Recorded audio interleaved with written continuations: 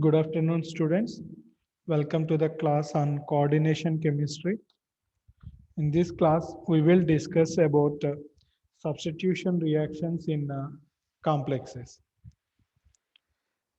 Substitution reactions are in full form, we can say nucleophilic substitution reactions. These are just similar to the organic nucleophilic substitution reactions.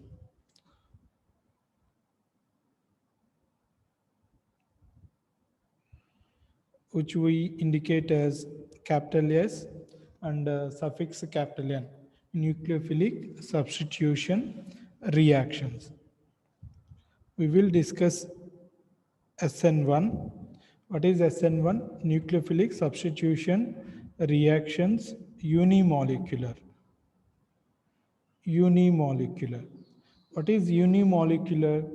It represents one molecule which will involve in the rate determining step. It represents involvement of one molecule in the rate determining step. For example, consider an equation as nucleophilic substitution, a general example like this. Now, if this small ligand replaces one of the capital ligand, capital L ligand, then this is the nucleophilic substitution reaction. Now, in this nucleophilic substitution, how we can say it is unimolecular? In order to explain whether a nucleophilic substitution is unimolecular or bimolecular, we need to look at the mechanism.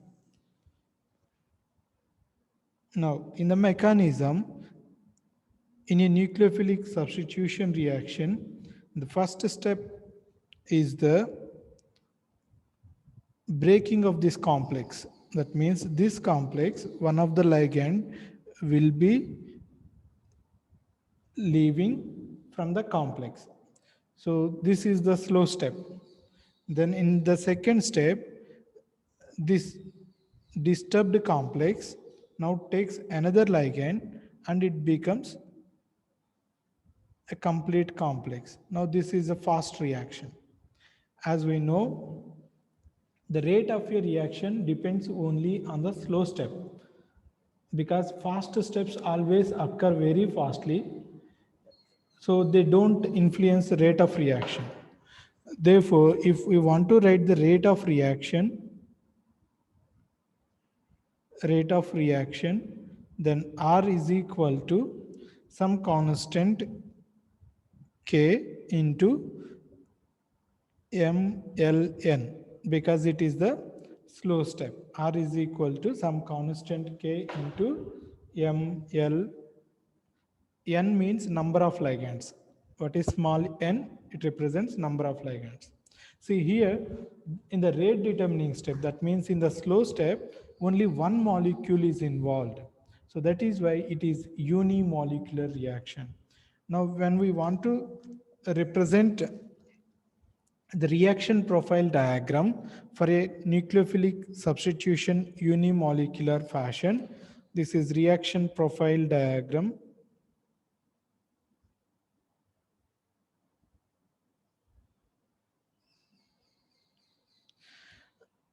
On the y-axis, we will take energy, and on the x-axis, we used to take reaction coordinate. It is just an arbitrary unit. On the y-axis, we will consider energy. On the x-axis, we will take an arbitrary unit, reaction coordinate. Here, in a nucleophilic substitution unimolecular reaction, what is happening? First, the reactants are converted to some intermediate. This is intermediate. Then that intermediate is converted to product. So we need to represent the formation of intermediate from reactant, then in conversion of intermediate into product. How we will represent this? We will represent it like this. Here, the starting is the reactant, final one is the product, and this is intermediate. This is intermediate. Of course, we know the highest position is called a transition state. So this is transition state 1. This is transition state 2. When we convert reactant into intermediate, it will convert through a transition state, first transition state, then intermediate will be converted to product through second transition state. So this is the reaction profile diagram for a nucleophilic substitution unimolecular. Just take this example for SN1 reactions in complexes. CrH2O 6 times 2 plus. When it is treated with the cyanide ligand, then we will get CrH2O 5 times Cn 1 plus. This is the product. So this is an example for nucleophilic substitution unimolecular reaction in complexes. What are SN2 reactions? Bimolecular nucleophilic substitution reaction. In SN2 reactions, two molecules will be involved in the rate determining step. First, we will consider a general reaction for a nucleophilic substitution.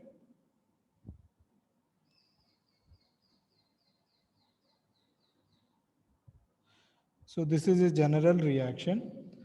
Now, when we look at the mechanism,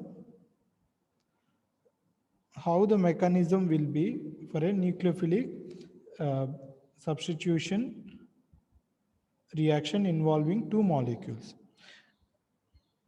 For a bimolecular nucleophilic substitution reaction, there are no intermediates will be generated.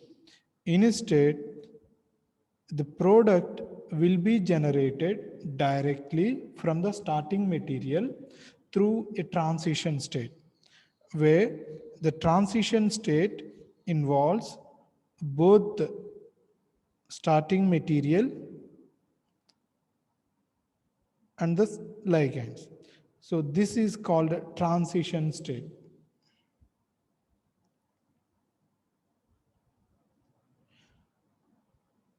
Then this ligand will start forming bond with metal, and one of the ligand, capital L ligand, starts breaking its bond. So what happens? It generates a transition state where both ligands are involved. Then it will convert into product like it will convert into product.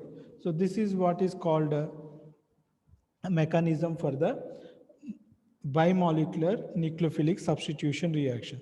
See here in the slow step, both molecules, that means this ligand and starting complex, both are involved in the reaction. So that is why it is called a bimolecular reaction. So when we look at the rate of the reaction, rate R proportional to mLn multiplied by L concentration.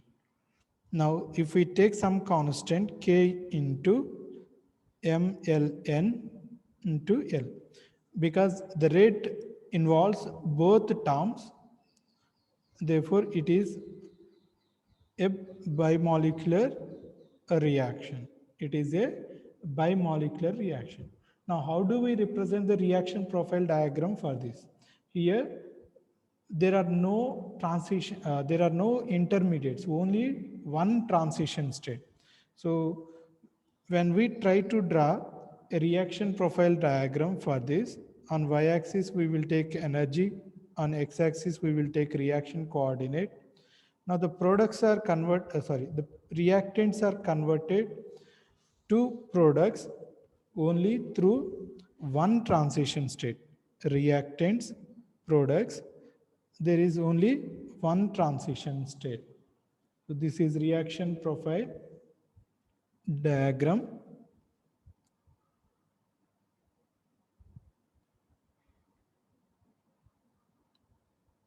for an SN2. I'll give one example for this.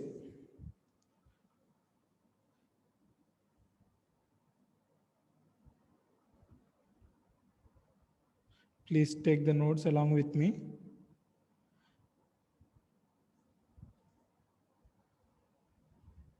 Because there is no enough space, I'm writing like this.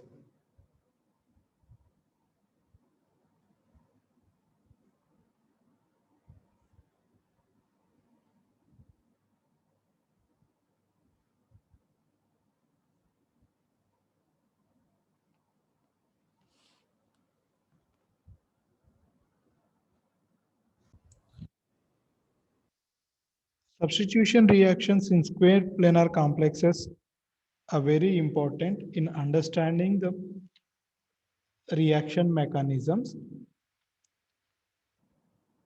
Generally, square planar complexes means mostly it is a D8 system, either nickel 2, platinum 2, palladium 2, or iridium 1, rhodium 1, or cobalt 1, or gold 3. So these metal ions will involve in the formation of square planar complexes. So in order to study the reaction mechanisms in square planar complexes, any one of these metal ions will be chosen. To select a metal ion for studying the reaction mechanisms, what we need to know is the rate of reactions. For example, when we compare platinum, palladium, and nickel complexes for their rate, generally platinum complexes will involve in the reactions very, very slowly, whereas palladium and nickel have higher rates. Palladium and nickel have higher rates. Then you tell me which metal is the best to study rate of reactions in square planar complexes, whether it should have slow rate or fast rate.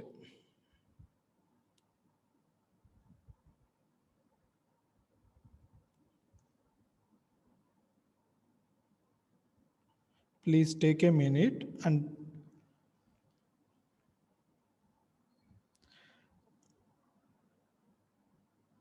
which metal ion is best to study?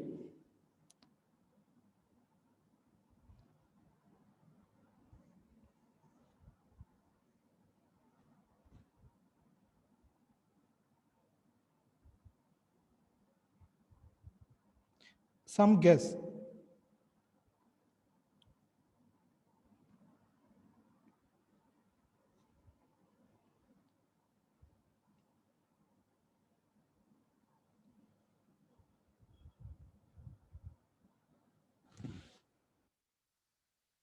When we try to study the reaction mechanisms, then we must have enough time to understand how a complex is undergoing reactions,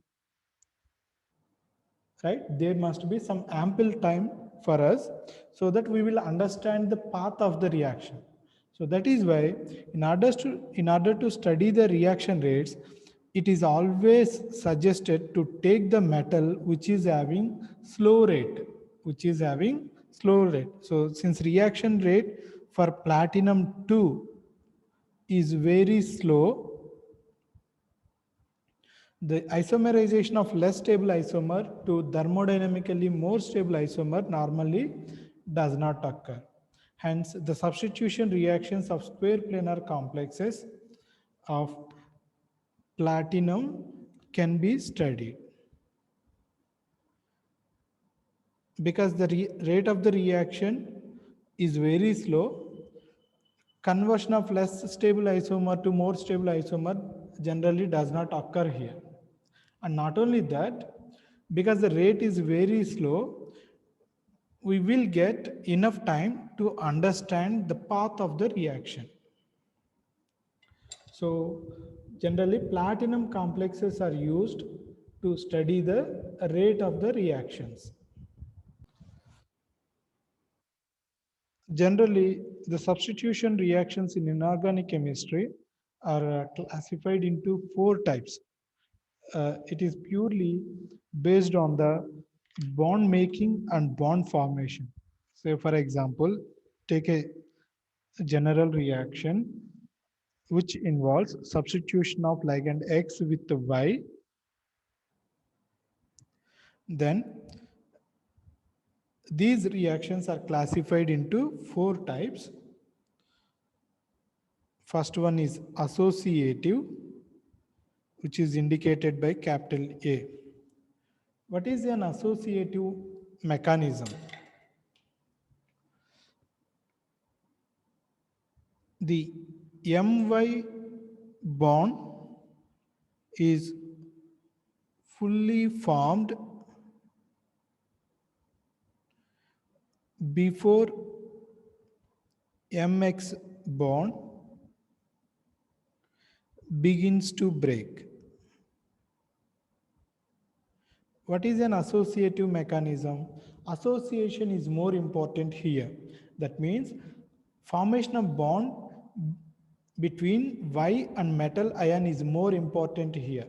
So the metal and ligand Y bond formation occurs completely, then Mx bond starts breaking. First the My bond, the new bond will completely form, then X ligand, which is leaving from the complex, the X M bond will start begin. So that is what is called associative mechanism. Next, interchange associative. What is interchange associative? Here also, it is denoted by capital I suffix small a, interchange associative.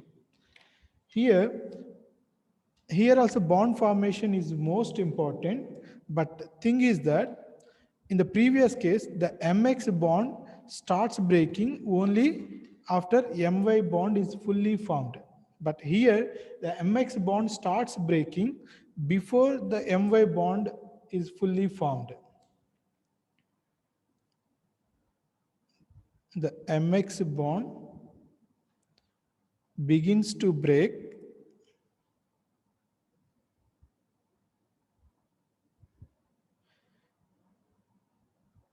before the My bond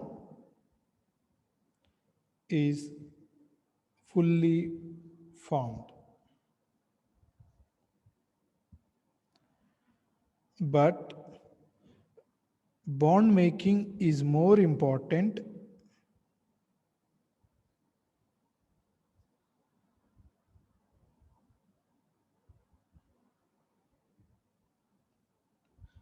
than bond breaking. What it means? For example, in the previous case,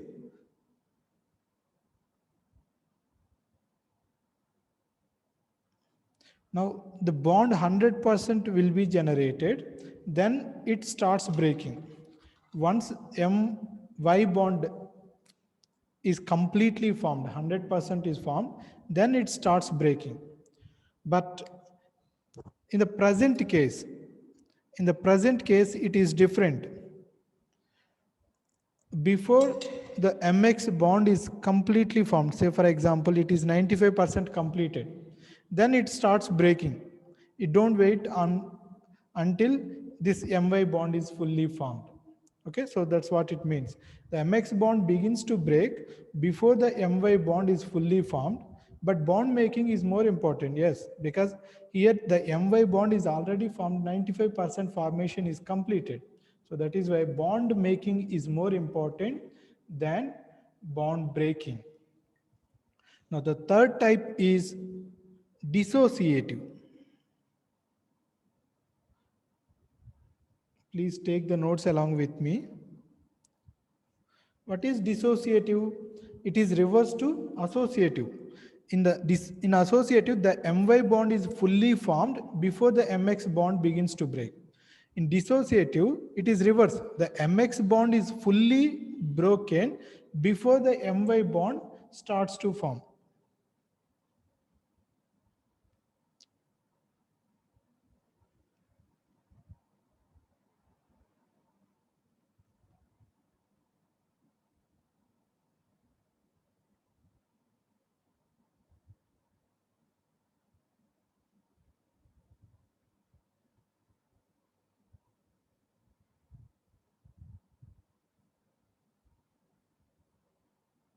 It is exactly reverse to the associative. Now the fourth type is interchange dissociative.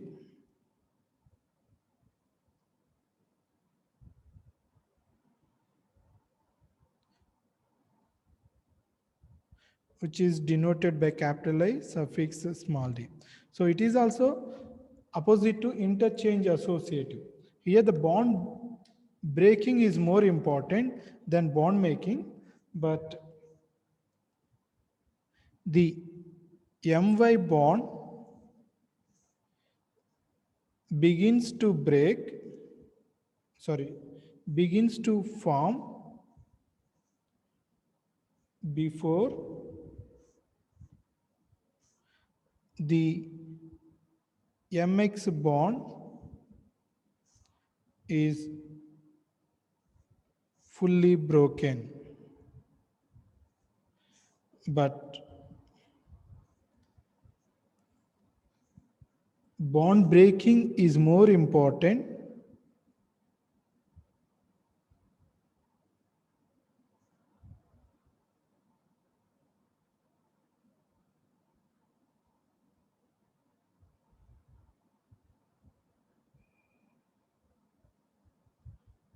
bond breaking is more important than bond making.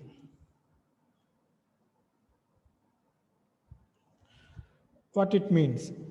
In the previous case, the Mx bond is fully broken before the My bond begins to form. That means there is no bond between Mx, then this My bond will start. So it is completely broken. Then it starts. Okay, it starts. Bond formation starts. What is interchange dissociative? The My bond begins to form. The My bond begins to form. That means begins to form before the Mx bond is broken. That means here it may not be completely broken. It may be 10% is still remaining. 10% bond is still remaining. Before that itself, it will start. The bond making will start.